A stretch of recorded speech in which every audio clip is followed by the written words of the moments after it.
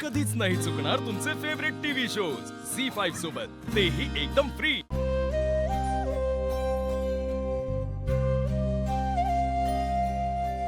तुम्ही सगळे खूप थकला असाल ना? पटकन फ्रेश व्हा, मी सगळ्यांसाठी चहा करते।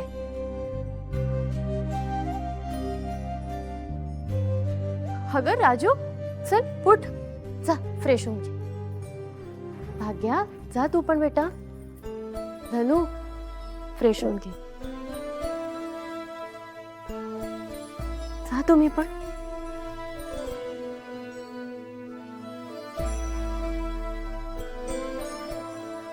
सूर्या, हे सूर्या, चहा पिणार ना?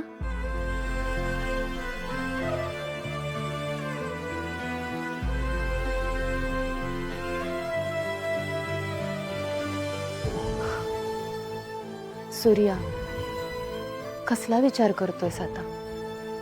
हे बघ, जे घडायचं होतं ना ते घडून गेलंय। आता ते चांगलं घडलंय की वाईट हे काळच ठरवेल। नाही नाही, सगळं चांगलंच होणार आहे। माझी तेजू आता माझ्या देवाच्या घरी, डॅडींच्या घरी गेली ती, त्यामुळं काळजी करायचं काहीच कारण नाही आता। हो ना, मग जा पटकन फ्रेश हो, मी तुझ्यासाठी चहा करते।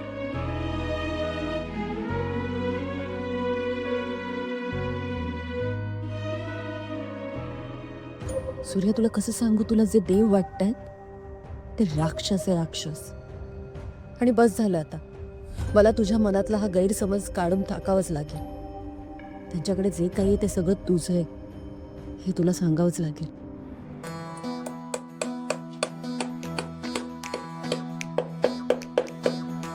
सूर्या रे, हे काय करतोयस?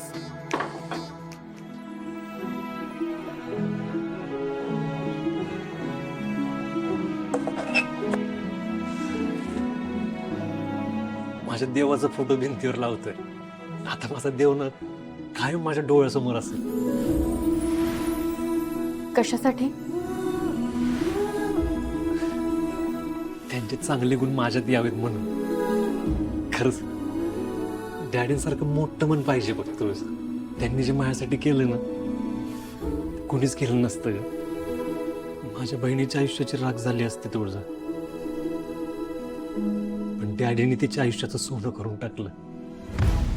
आणि एखाद्या दिवशी तुला असं कळलं की डॅडींचा खरा चेहरा फार वेगळा आहे तर?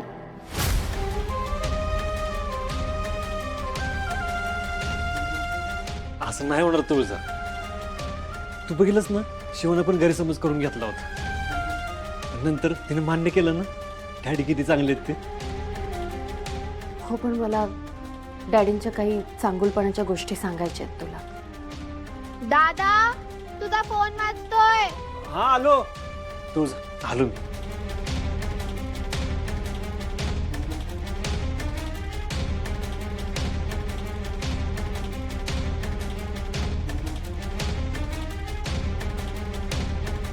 तुझं काय करायला निघाली असतो? सूर्य आत्ताच एका मोठ्या धक्क्यातून बाहेर पडलाय, त्याला आणखी त्रास देऊ नकोस। आणि जरी तू त्याला डॅडींबद्दल सांगितलंस तरी तुझ्याकडे काय पुरावे? आणि समजा त्याने तुझ्यावर विश्वास ठेवलाच तर त्याच्यामुळे त्याच्या बहिणीचं किती मोठं नुकसान झालंय हे कळल्यावर तो मोडून पडेल। पण शत्रू तेजूला सुखाने नाही जगू देणार। हो, पण मग आता तेजूला स्ट्रॉंग व्हावं लागेल। जे घडलं त्याच्याकडे संकट नाही तर संधी म्हणून बघ। आता हे सगळं बोलून काही होणार नाही, कारण तेजूने तिच्या मनाने हे लग्न केलं। हे सगळं करून घरातलं वातावरण बिघडून काही हाती लागणार नाहीये। तुझाही योग्य वेळ नाहीये सूर्याला सत्याची जाणीव करून द्यायची। होय होय, खरं आहे तुमचं। माझ्या तेजून ना खरंच नशीब काढलंय हो।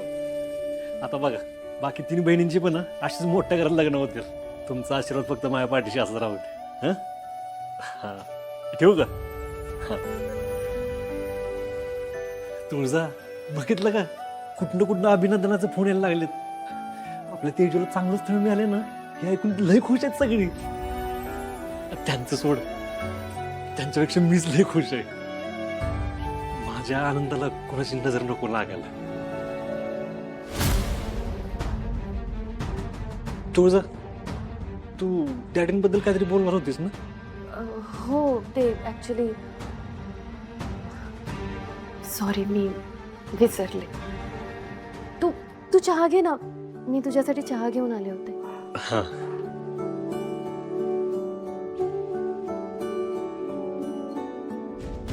सूर्या, तुझ्या चेहऱ्यावरचा हा आनंद क्षणिक ठरू नये याचीच भीती वाटते.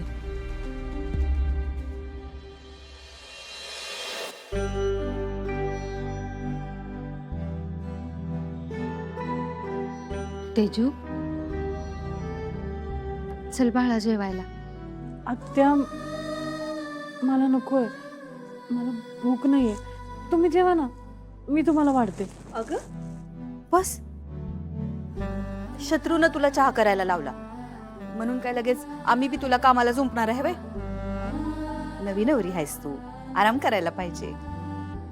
जेवायला चल. आत्या, मला खरंच नकोय, मला भूक नाहीये. आता जेवायला चल म्हणलं ना, सासूचं ऐकणार नाहीस तू. चल. ठीक आहे, जेवते.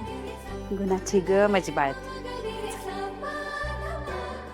चला,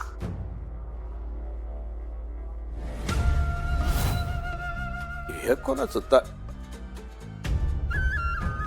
असे होय.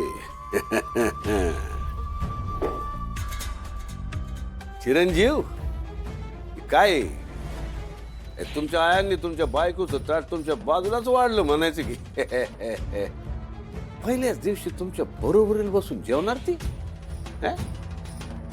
नाही, बायकोला मिठीत घ्यायचं असतं, मुठीत बी ठेवायचं असतं. तिची जागा तिला दाखवायची असते, विसरू नका. वजाव सुरू. ये तेजू.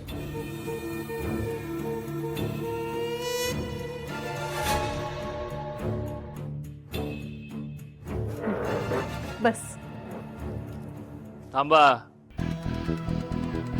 काय? कुठं? अरे तुझ्या शेजारी जेवाय बसवतोय तिला. का? बायको झाली म्हणजे लायकी वाढली का तिची? आपल्या घराचे नियम माहिती आहेत ना. पहिली पुरुष माणसं जेवाय बसणार, मग बायका. शत्रू, अरे या घरची सून आहे ती, नवी नवरी आहे, त्याचं तरी भान ठेव. मला सांगा, तुमचं लग्न झाल्यापासून आजपर्यंत बसलाय का डॅडींसोबत जेवायला तुम्ही? शत्रू, अरे पण तेजू आजच्या जमान्याची पोरगी आहे, असं काय करतोयस? आमचा जमाना आमच्या सोयीनुसार चालतो, त्यामुळे या घरचे नियम आहे ना कोणासाठी बदलणार नाही. ती लग्न करून या घरात आली आहे, ती बायको आहे, मी नवरा आहे, त्यामुळे तिने बायकोगतच वागायचं. झी5 ॲप डाउनलोड करा आणि पहा सर्व एपिसोड्स एकदम फ्री.